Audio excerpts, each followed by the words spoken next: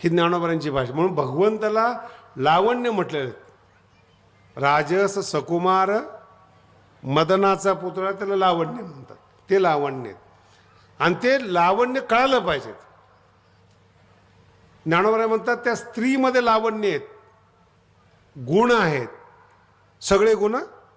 स्वयंपाक पण आला पाहिजे ना, घर पण सांभाळलं पाहिजे, कुळवती आहे, कुलवान आहेत आणि पतिव्रता अशी पत्नी मिळाली तर घरच्या पत्नीची किंमतच नाही याला.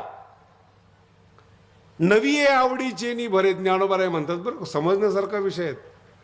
नवीन एखाद्या मुलीने ऑफर दिली, नवीन एखादी पोरगी चांगली आली की याला याच्या बायकोची किंमत समजतच नाहीत. किती दिवसापासून सेवा करते, काय करते, काही समजत नाही त्याला.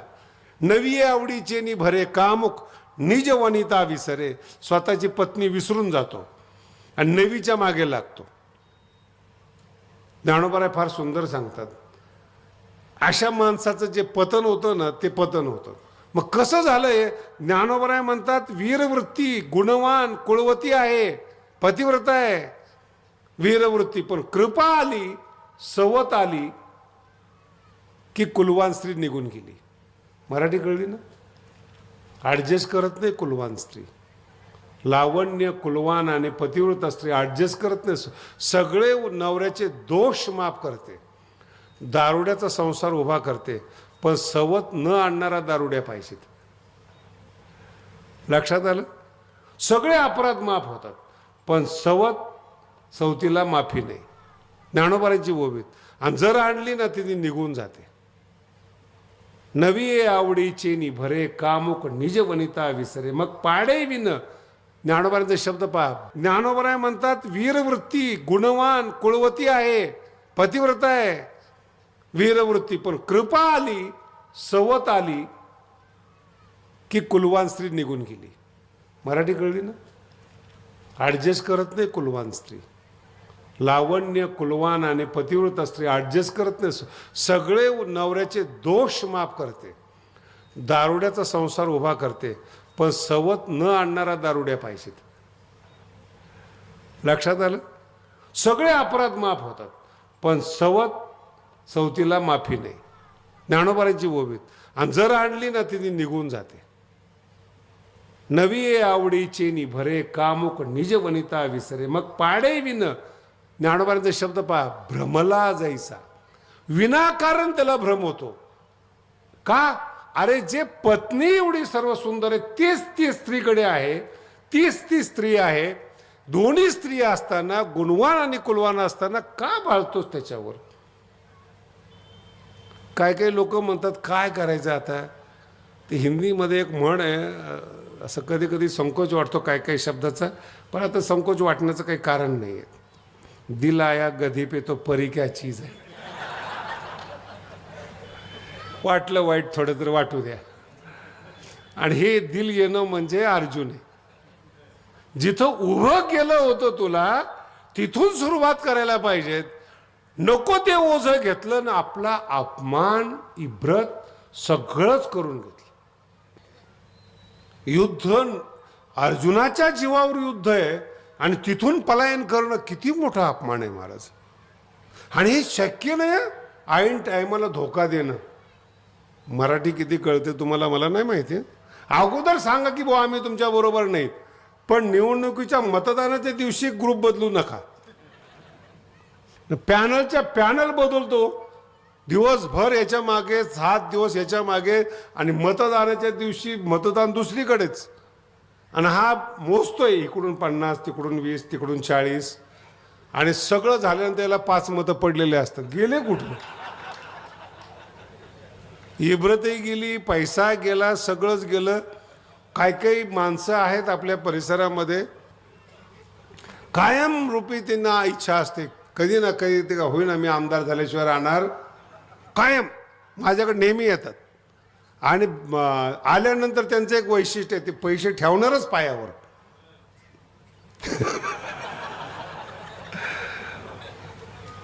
आणि सांगणार आपण असं केलं. पुढचा निवडणूक आपलीच आहे. एका माणसाला आत्ता बांधून ठेवावं लागलं हो निवडणुकीला फॉर्म भरू नको म्हणून. लत म्हणतात त्याला, लत, नशा. आणि एकदा का विषयाची नशा, पदाची नशा, पैशाची नशा चढली ना, माणसं काही माणसं कमवतच राहतात, खर्चच करत नाहीत. भाग्यवान माणसं आहेत, कमवतात, खर्च नाही करत. आणि एकदा गेले की सगळंच देऊन जातात, खर्चच करत नाही. आता काही माणसाचं वेगळं आहे, ते नसताना खर्च करतात, कर्जबाजारी होतात आणि मग आत्महत्या करतात. हे दुर्बलता आहे. ज्ञानोबरांचा दृष्टांत आहे हा. नवी आहे आवडीचे नि भरे. नवीन क्षेत्र, नवीन, लगेच त्याच्यामध्ये मन जातं आणि जुनं ज्याच्यामध्ये आपण निष्णात होणार आहे ते विसरून जातो. कामुक निज वनिता विसरे, मग पाडे विन अनुसरे. शब्द लक्षात ठेवा, भ्रमला जैसा. भ्रम पडला. आपण परमार्थिक आहोत, आपला परमार्थ चालू आहेत, आपलं कर्तव्य आहे. चांगलं असो वाईट असो, योगायोगाने आपण या क्षेत्रामध्ये आलो, दुसऱ्या क्षेत्रात जायलाच नाही पाहिजेत. याला कर्मठपणा म्हणतात. काहीही हो, क्षेत्रच नाही तुमचं ते. आणि मग पाडे विना अनुसरे भ्रमला जैसा. आता मला सांगा, अर्जुनाच्या मनात कल्पना आली की मी युद्ध न करता भिक्षा मागितलेली बरी. आता भिक्षा मागणं या अर्जुनाचं कर्तव्य आहे का? हे नवीन क्षेत्र झालं. कारण काय देतो हा विषय सोडून द्या, पण भ्रमला जैसा. आणि वीरवृत्ती गेल्यामुळे त्याच्या अंतःकरणामध्ये कृपा आली आणि त्या कृपेनं अंतःकरणावर ताबा घेतला. समजून घ्या, 50व्या वर्षी कीर्तनकार होता, 50व्या वर्षी, आणि त्याने एका बाई बरोबर लग्न केलं. 50 वर्ष वैराग्यवान म्हणून नावाजलेला महाराष्ट्रातला कीर्तनकार. मी लहान सहान गोष्ट बोलतच नाही. 50व्या वर्षी लग्न केलं. अशाशी लग्न केलं की जिच्या बरोबर कोणीच लग्न करत नव्हतं. मराठी कळाली? तिचं लग्न होतच नव्हतं म्हणून राहिली ती. तिचं वय 55, याचं 50. लग्न झालं. आता दोघाला काही होणार नाही, स्वाभाविकच आहे ना. दोघंही संत आहेत, दोघंही संत आहेत. माझी भेट झाली, मी ओळखत होतो त्यांना. दोघं बरोबर, वैराग्यवान माणूस. मी त्याच्याबरोबर, तिला पाहिल्याबरोबर मलाच धक्का बसला. मग काही कारण नाही, काही माझ्या मनात त्याच्याविषयी कल्पना होती की हा माणूस सज्जन आहे. ही पण चुकीचं आहे ना. कोण कधी बदलेल काही सांगता येणार नाही. सृष्टी आहे, बदलला तो. पण मला नाही कळालं ना. तेच बरोबर बघितल्याबरोबर ते जे पदर फिदर. आता मला असं वाटलं की 50 वर्ष वय झालेलं आहे, आपण विचारावं कसं. तो तिला म्हणलं पड पाया, शास्त्रीजी आहेत. मग मला वाटलं थोडं धैर्य आलं. काहीतरी म्हणलं कस काय काय. पत्नी म्हणे आपली. म्हणलं तुझ्यापेक्षा थोडं वय झालं तर. आपल्यापेक्षा वयाने जर मोठी केली तर ती समजदार असते. तर्क, या सगळा तर्क लक्षात ठेवा, एक पुढच्या सिद्धांतासाठी आहे. आपल्यापेक्षा वयाने जर मोठी केली तर समजदार असते. ते सगळं ठीक, पण लग्न का केलं? कोणीच करत नव्हतं. मग तुला काय टेन्शन आहे? म्हणलं नाही, आपण साधू संत आहेत, जगाच्या कल्याणा संताच्या काय विभूती म्हणलं तू. अर्जुन याच पद्धतीनं पहिल्या अध्यायामध्ये बोलतो की अर्जुनाची, देवा, जग देवानी निर्माण केलेलं आहे, याला युद्ध करायचं नाही की हा घाबरलेला आहे द्रोणाचार्याला आणि भीष्माला. आणि आता हा तर्क देतो, देवा हे पापी लोक आहेत, यांना मारणं उचित नाही. ही काय तर्क आहे? पापी लोकांना मारलंच पाहिजे असा तुकोबरायांचा आदेश आहे, ज्ञानोबरायांचा आदेश आहे. आणि हा सांगतो हे पापी लोक आहेत, यांना मी मारणार नाहीत, यांना मारल्यावर पाप होईल. आता पापेला मारल्यावर पाप होईल का? बुद्धी भ्रमली, भ्रष्ट झाली बुद्धी. आणि बुद्धी भ्रष्ट झाले, तर्क दिले जातात. मोठी जरी झाली तरी कल्याण केलं पाहिजे याचं. मग मी त्याला साईडला घेतलं महाराजला. म्हटलं खरंच काय प्रकरण आहे रे? काय नाही म्हणे महाराज, काय सांगायचं, कीर्तन करून करून कंटाळाला, घरी आल्यानं भाकरी घालायलाच कोण नाही. म्हटलं हे खरं कारण सांग ना. पण हेच कारण नाही का दुसरं आहे?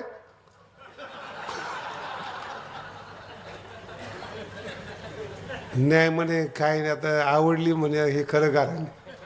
कारण बदललं, आवडली म्हणे. कारण की तू मोठा माणूस आहे, विद्वान आहे.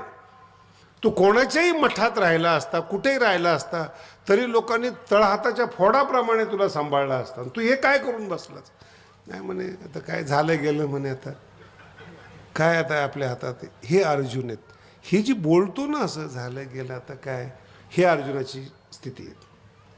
याला ज्ञानोबारायांनी आणि भगवंतांनी याला सांगितलं, अरे अर्जुना, तुझ्या नावाने लोक घराच्या बाहेर पडतात.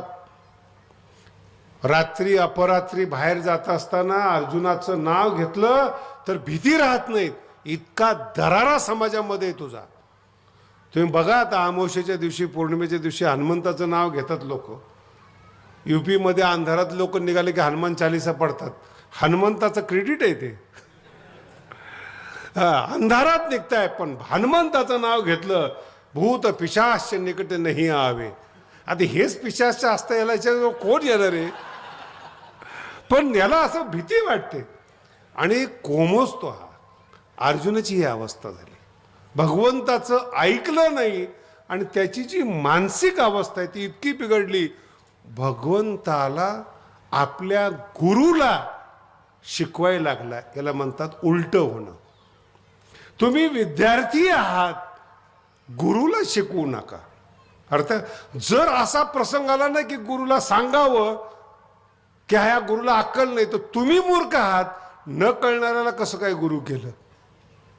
ज्याला अक्कलच नाही. काही काही संत आहेत बरं का असे, समाज सांगतो तसं वागतात. किती गरीब आहात तुम्ही ऐकण्याच्या बाबतीत. काय म्हणलं तुम्हाला? समाज सांगतो तसं ते देव सांगतो तसं नाही वागत.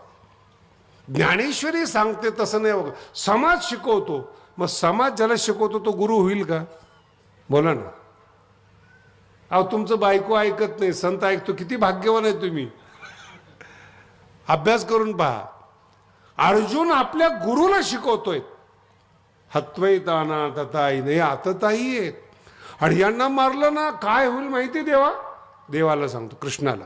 म्हणून मी तुम्हाला पहिल्या भागामध्ये कृष्णाचं व्यक्तिमत्व सांगितलं. नेमकं कृष्ण कोण आहे, किती ठिकाणी कृष्णाचं वर्चस्व आहे, आणि अशा कृष्णाला हा ज्ञान शिकवतो. यांना मारलं तर यांच्या बायका विधवा होतील, वर्णसंकर होईल, त्या कुठेही जातील, धर्म नष्ट होईल, वर्णसंकर होईल, वगैरे वगैरे वगैरे. आता मला युद्ध नाही करायचं. ती ज्ञानोबाने खूप सुंदर झालेला आहे. राजहंस असतो ना, राजहंस चिखलात रुतल्यानंतर तो केविलवाना होतो. ज्ञानोबाने अर्जुनाला ती उपमा दिली, कर्दमी रूपाला राजहंस. चिखलात रुतलेला राजहंस, मोहात रुतलेला राजहंस. काय ज्ञानोबांची दृष्टी असेल पहा. स्नेह उपनले अद्भुत, पण तो जबरदस्त होता. सधीर शब्द फार गोड आहे. सधीर म्हणजे धीरयुक्त अंतःकरण. सधीर परी विरमले हृदय तयाचे. हृदय असं हलकं झालं त्याचं. सधीर असणारा, कठोर असणारा माणूस बायकी हृदयाचा झाला. सकर्दमी रूपाला राजहंस. ते पहावे नाव. कृपे आकळीला शब्द फार गोड आहेत. कृपेनी त्याचा ताबा घेतला.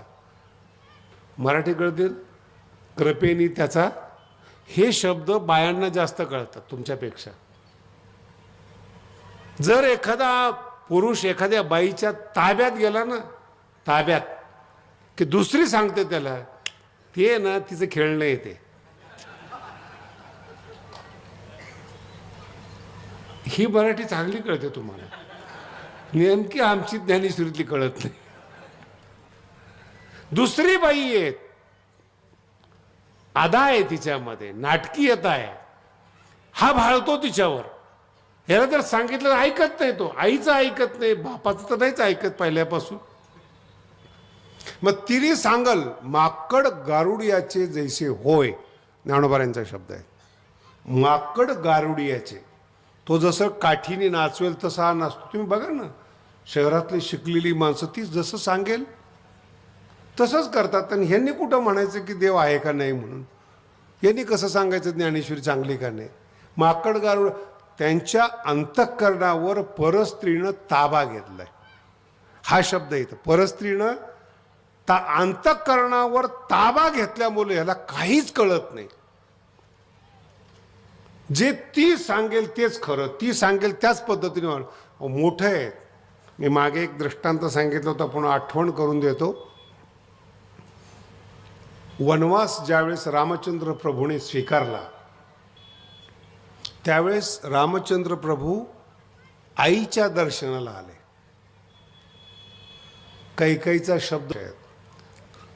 आणि जेव्हा दर्शन घेतात रामचंद्र प्रभू आणि सांगतात आई असं असं झालेलं आहे, माझा हा सिद्धांत कळेल असं मला अपेक्षा आहे तुमच्याकडून बरं का. कौशल्य सांगते तुझा दोष नाही बाळा, तू वडिलांचं ऐकतोस याच्याबद्दल तुझा वाद नाही. वनवासाला तुला दशरथ नाही पाठवत, बायाचं राजकारण आहे कैकेयीचं आणि माझं. बायाच्या राजकारणाला तू बळी गेलास. कैकेयीनं दशरथाच्या अंतःकरणाचा ताबा घेतला. हे याला म्हणतात रामायण. कैकेयीनं दशरथाच्या अंतःकरणाचा ताबा घेतला आणि रामासारख्या पोराला वनवासात पाठवलं. गंभीर प्रकरण आहे, याला मोह म्हणतात. मोह. कितीही घर चांगलं असू द्या, कितीही मुलगा चांगला असू द्या, कितीही सून चांगली असू द्या, काही असू द्या, पण एकदा ताबा घेतला ना दुसऱ्याने तुमच्या अंतःकरणाचा, त्याच्या हातात आपलं रिमोट जातं आणि तो सांगेल त्या पद्धतीने आपण ऑपरेट होतो. कैकेयी सांगते, कैकेयीनं दशरथाच्या अंतःकरणाचा ताबा घेतला. फार मोठं प्रकरण आहे. असे ताबा घेतलेले पुरुष बघा तुम्ही, तुमच्या आसपास दिसतील, आताही बसलेले दिसतील. आणि कौशल्य सांगते तुझं राजकारण नाही, तू सरळ आहेस रामा, सरळ आहेस तू. बाईच्या राजकारणाला बळी गेलास. कौशल्याने तुला पाठवलेले आहेत वनवासाला आणि त्याला होकार नवऱ्याने दिलाय, ताबा आहे.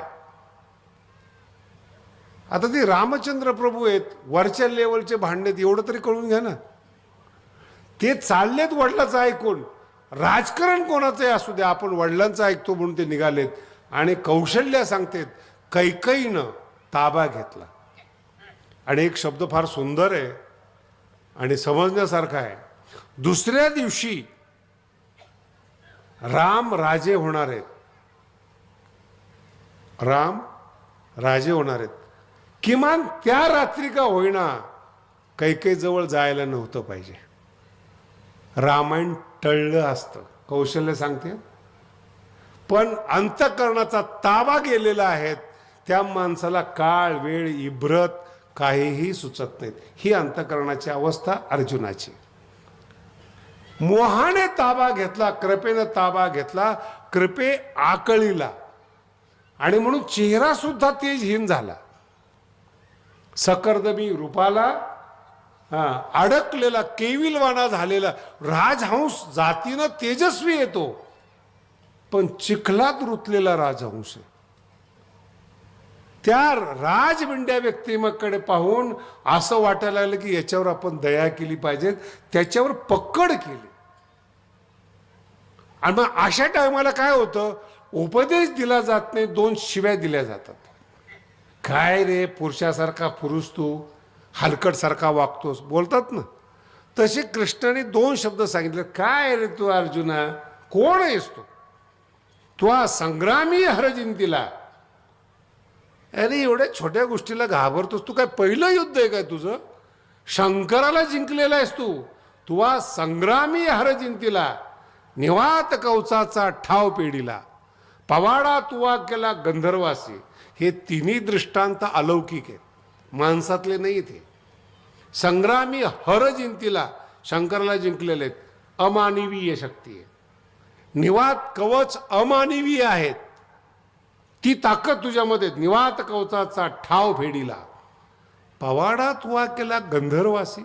अमानवी शक्ती असणारे गंधर्वाचा पाड केलास तू. ही माणसं आहेत रे अर्जुना, याला घाबरतोस तू? द्रोणाचार्याला आणि भीष्माला घाबरतोस तू? लक्षात येतं काय बोलतात ज्ञानोबा. सिंहासी झोंबे कोला, याला मित्र म्हणतात बरं का. हे जे कृष्णाचं बोलणं आहे ना, हे मित्राचं बोलणं आहे. सिंहासी झोंबे, अरे कोण आहेस तू?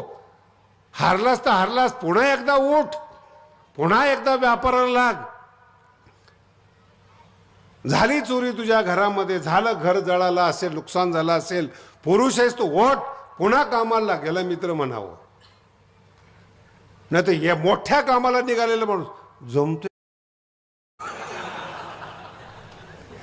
असले हलकट जवळ ठेवू नका. मोठा माणूस आहे समोरचा, उगा आपलं नुकसान व्हायचं. हलकट जवळ ठेवू नका. मोठा माणूस आहे समोरचा, उगा आपलं नुकसान व्हायचं. ही असली माणसं जवळ असली ना तर महाराज बरबादच झाला म्हणून समजा. मला विनोद म्हणून सांगतो तुम्हाला. भगवानगडावर लोकांनी विचारलं कसा चालतो. लोकांना फार टेन्शन आहे हो भगवानगडाचं. 15-15 दिवस तुम्ही बाहेर जाता, गड कसा चालतो म्हणून. चालतो नाही, कसा चालतो? सगळी ऐकणारी माणसं आहेत, आज्ञाधारक माणसं ठेवून. एवढी कशी काय मिळाली? मिळाली म्हणलं तर काय त्याला करता. मग कशी आहेत नेमकी? मी म्हणलं जर त्यांना सांगितलं नाही सकाळी ही भिंत उचलून इकडे ठेवायची, दुसऱ्या दिवशी सगळी माणसं पहार आणि सगळे घेऊन येतील म्हटलं. अशी माणसं गडावर. का? आज्ञा. मेंदू नाही चालत म्हणलं. मेंदू एकाचाच चालतो म्हणून घर चांगलं आहे. घरात सगळ्या बायाचे मेंदू चालले, घर फुटलं म्हणून सोडत. एकाचाच मेंदू चालला पाहिजे आणि त्याला अनुकूल सगळं पाहिजे. सगळ्याचे मेंदू चालले की सगळे वेगळे होतात तर पुन्हा पश्चाताप करतात. एकच मेंदू, त्याचंच ऐकलं पाहिजे. आणि जर शहाणा असला एखादा, त्याला दुसऱ्या दिवशी सांगतो आपण नवीन मठ बांधा, नवीन गादी तयार केलं. ही गादी का खराब करताय? ही अशीच चालणार आहे. नाही पण शास्त्रीची इथं नुकसान आहे, होऊ दे, मला करून घ्यायचं नुकसान. तू जातो निघून दुसऱ्या दिवशी, दुसरीकडे जाऊन बोलतो शास्त्रीचं काय खरं नाही. नाही कळालं? शास्त्रीचं काय खरं नाही. बरेचसे लोक गावागावात जाऊन सांगतो शास्त्रीचं काय खरं नाही, पण आकडा ऐकल्यानंतर तो वाकडा होतो. आणि पुन्हा रस्त्यात मला भेटतात, काय शास्त्रीजी मागे माझंच चुकलं होतं. म्हणलं तुझं चुकलेलंच नाही, तू बरोबर आहे, पण तुला न ठेवणं हेच माझ्यासाठी चांगलं आहे. मराठी आहे, उत्साह घातकी लोक. मराठीत शब्द आहे बरं का तो, अवसान घातकी. आपल्याला उत्साह आलेला असतो, आपल्याला चांगलं काम करायचं असतं, आपण झेप घेणार असतो, लगेच हळूच काहीतरी पिल्लू टाकणार. मला असं वाटतं की हे बरोबर नाही. बरं त्याला करायचं आहे ना, नुकसान फायदा त्याचं तुला काय टेन्शन आहे.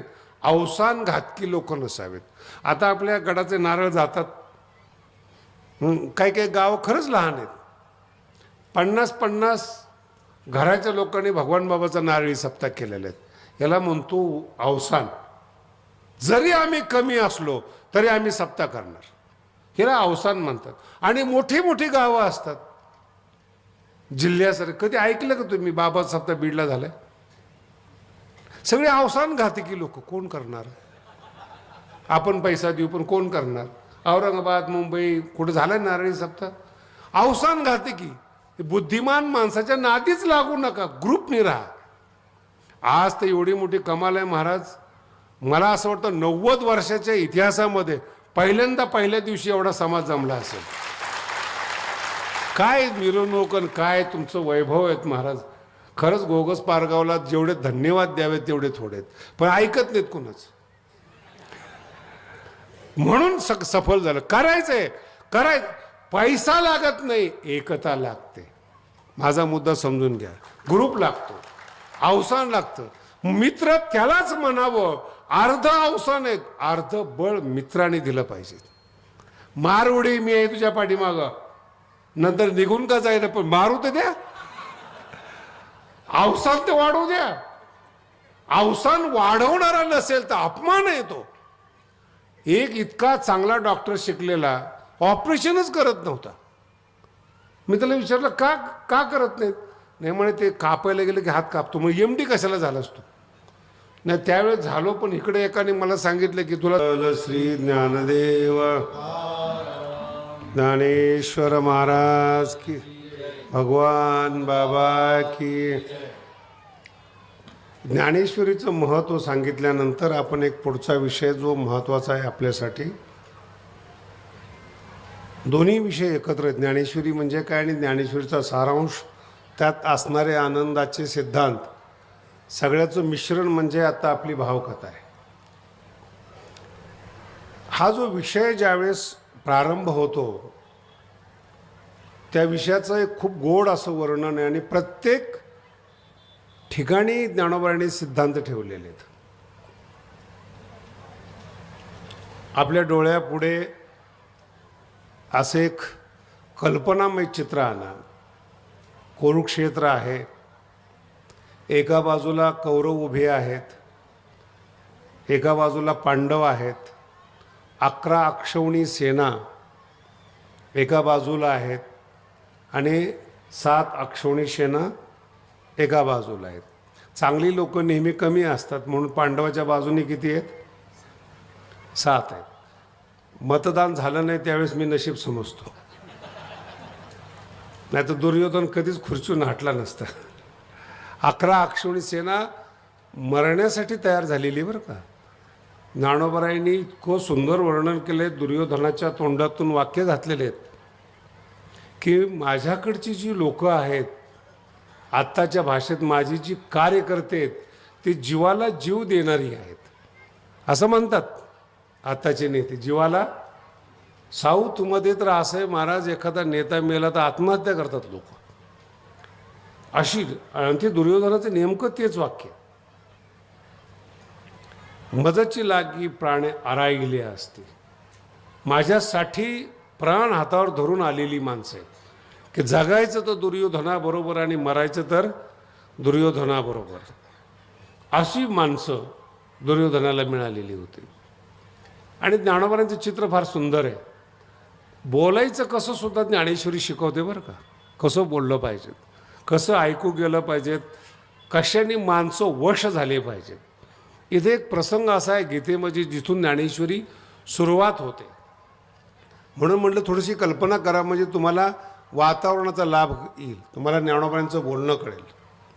दुर्योधन उभा आहे, त्याच्या शेजारी एका बाजूला द्रोणाचार्य आहेत आणि दुसऱ्या बाजूला भीष्माचार्य आहेत आणि मध्ये कोण आहेत?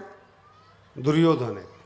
जो भीष्माचार्य आहे त्याला सेनापती केलेला आहे दुर्योधनाने आणि द्रोणाचार्य गुरु आहेत. म्हणजे सेनापती एका बाजूला आहेत, म्हणजे माझेच सेनापती आणि माझेच गुरु आणि मध्ये मी. बोलायचं कसं असतं ते कळलं पाहिजे.